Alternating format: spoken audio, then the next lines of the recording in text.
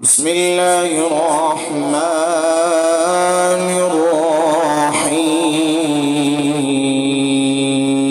الرحيم.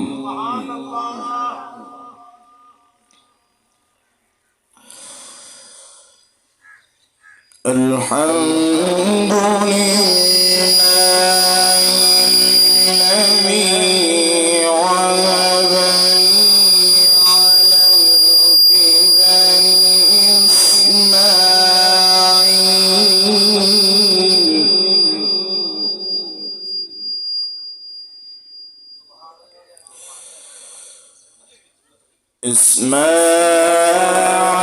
إسماعيل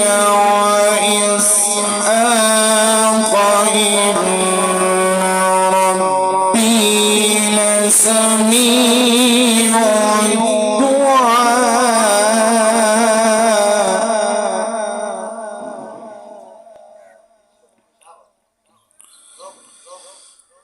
رب اجعلني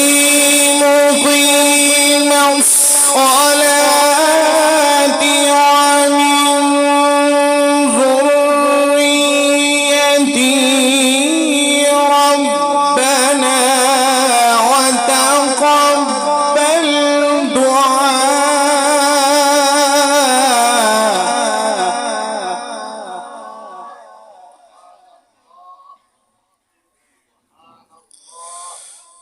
ربنا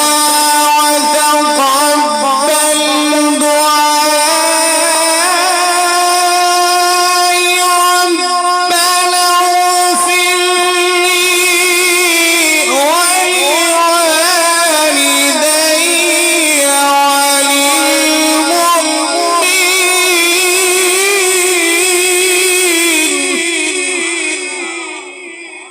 وللمؤمنين ربنا وتقبل دعائي ربنا اغفر لي ولوالدي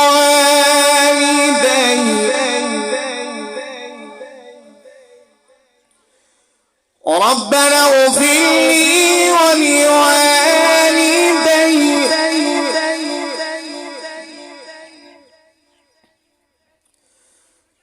ربنا وتقبل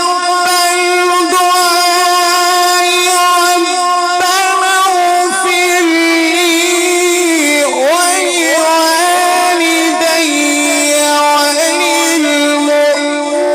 وللمؤمنين يوم يقوم الحساب